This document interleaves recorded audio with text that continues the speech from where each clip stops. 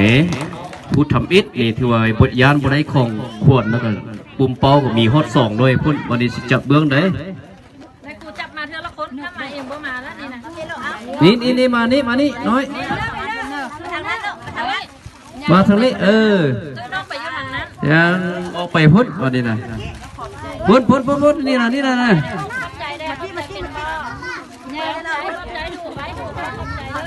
เราให้นายครูผู้หนึ่งนำหน้าผ่าทางเนาะให้นายครูผู้หนึ่งนำหน้าผ่าทางซะ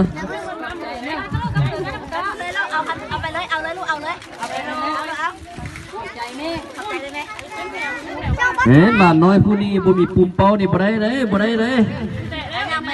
ไปทางนั้นแล้วมาอยู่แถวนี้คือเก่าเนอะขอบใจเลยลูกสูดแดดด้วยมาขอบใจคือสบายดีเมื่อกี้เด้อขอบใจสบายดีเด้อได้มารยาทของคนลาวน่ะได้รับของฟ้าของต้อนหรือว่าได้รับของควรจะผู้ใดผู้หนึ่งต้องรู้จักคำว่าขอบใจได้ท่านผู้ใดบ่ขอบใจนี่สิเอาคืนเนอะขอบใจเด้อผู้ใดบ่เฮ็ดบ่ได้เด้อนกก่อนนี่ใจมาลบไปทุกคนเด้อจังเอาเด้อกันสิ้นหมดบ่เด้อขนมเฮียอะไรมาย่างมาเด้อขอบใจอายขอบใจก่อนเอาน้องๆเลยขนมแล้วมาตบมือก่อนตบมือก่อน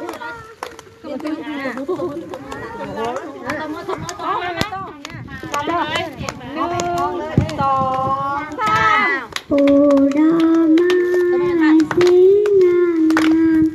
สีขาวสี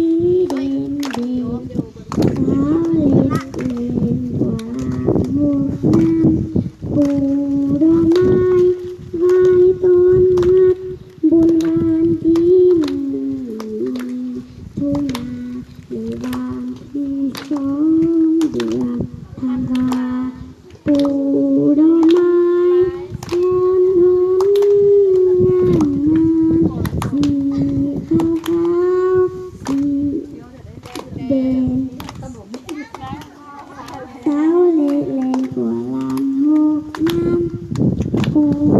ดอกไม้ไว้ต้นฮักบุญวันที่1 มีทุ่งนาในวันที่2 เดือนธันวา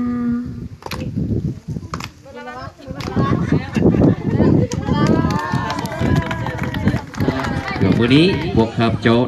รู้สึกเป็นเกียรติและภาคภูมิใจเป็นอย่างยิ่งที่ได้มีโอกาสตัวลงมาเยี่ยมยามถามข่าวบรรดาครูอาจารย์ผู้ปกครองเด็กเนาะได้กองหัวเนาะน้องนักเรียนอยู่ในโรงเรียนแห่งนี้ในโอกาสวันที่มีความหมายความสำคัญนี้ทางคณะอำนวยการสาขาก็คือพนักงานหมดทุกคน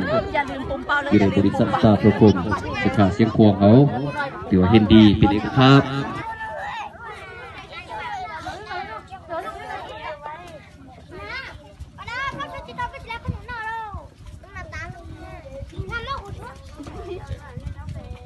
ได้แล้ว